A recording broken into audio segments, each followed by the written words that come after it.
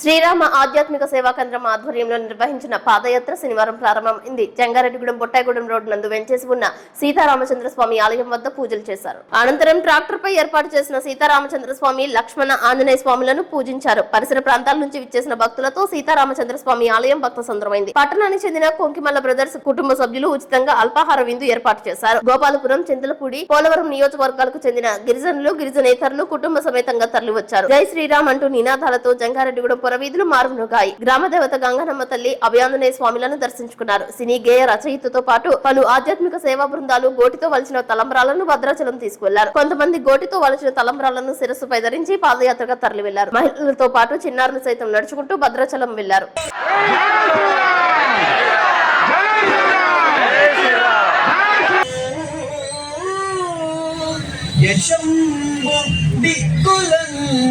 చల్లెడువాడునైన రఘుసప్తముడిచ్చుట మాకు, రఘుసప్తముడిచ్చుట మీకు అభీష్టము.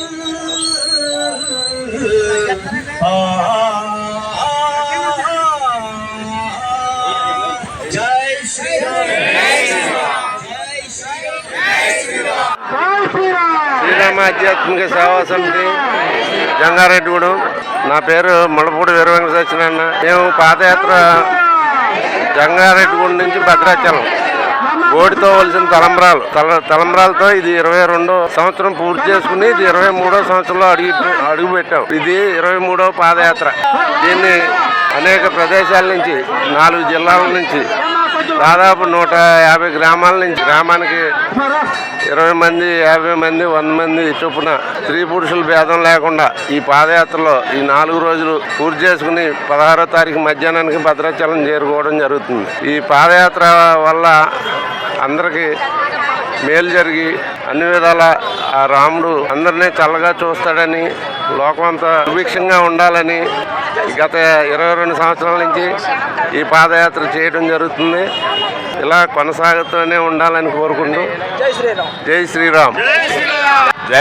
జై జై శ్రీరామ్. శ్రీరామ ఆధ్యాత్మిక సమితి జంగారెడ్డిగూడెం నుంచి ప్రతి సంవత్సరం భద్రాద్రిలో జరుగుతున్నటువంటి సీతారామ కళ్యాణానికి శ్రీరామనవమి కన్నా ఒక 60 రోజుల ముందు నుంచి ప్రతి గ్రామంలో ఎంతో భక్తి శ్రద్ధలతోటి ధాన్యాన్ని ఓటి తలంబరాలుగా చేసుకుని శ్రీరామనవమికి ఒక 5 రోజుల ముందుగా జంగారెడ్డిగూడెంలో ఉన్నటువంటి సీతారామ స్వామి వారి ఒక దివ్య సన్నిధిలో పూజాది కైంకర్యాలు నిర్వహించి వేలాది భక్తులు భద్రాద్రి మహాపాదయాత్రగా కదిలి వెళ్ళేటువంటి సందర్భంలో ఇది 23వ సంవత్సరం పాదయాత్ర ఈ రోజు ప్రారంభమైంది. 13వ తారీఖు ఈ రోజు నుంచి 16వ తారీఖు సాయంత్రానికి భద్రాచలం చేరుకుని 17వ తారీఖు జరిగేటువంటి సీతారామ కళ్యాణంలో గోటి తలంబ్రాలు ఇచ్చేటువంటి అపూర్వమైన సందర్భం ఇది. ఈ సందర్భంలో అందరం కూడా ఇక్కడ వచ్చి ఉన్నాం. కొవ్వూరు నుంచి ఈ జంగారెడ్డిగూడెం వరకు ఇటు నుంచి బయలుదేరి అటు ద్వారకా తిరుమల పైగా అటు గాని ఇటు గాని మన ఏ పోలవరం ఈ సైడ్ నుంచి మొత్తం మీద తెలంగాణ, ఆంధ్ర రాష్ట్రాల్లో ఉన్నటువంటి భక్తులంతా కూడా ఈ పాదయాత్రలో భాగస్వాములు అవుతారు. మొత్తం మీద భద్రాచలం చేరే సమయానికి 30,000 నుంచి 40,000 మంది భక్తులు స్వామివారి యొక్క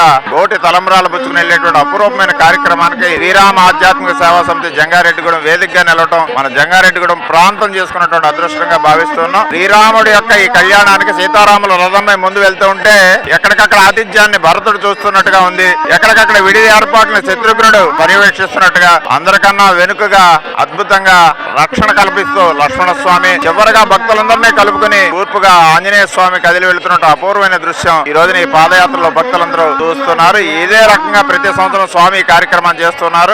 ప్రముఖ వ్యాపారవేత్త లక్ష్మణ శ్రీరాములు గారు, చామ శ్రీరాములు గారు ప్రతి సంవత్సరం ఈ పాదయాత్రకి జెండాను ఊపి స్వామి యొక్క కార్యక్రమంలో భాగస్వాములు అవుతున్నారు. ఈ క్రమంలో 23వ పాదయాత్ర ఈ రోజు జంగారెడ్డిగూడెం నుంచి ముళ్ళపూడి వీర వెంకట సత్యనారాయణ ఆధ్వర్యంలో ఆ కమిటీ అంతా కూడా ఈ యొక్క పర్యవేక్షణలో ప్రారంభమైంది. జై శ్రీరామ్. 23వ పాదయాత్ర శ్రీరామ భద్రాచలం బయలుదేరుతుంది ఈ రోజున. ఈ కార్యక్రమం ఎటువంటి ఇబ్బందులు లేకుండా జయప్రదం కావాలని ఆశిస్తున్నాం. Thank you.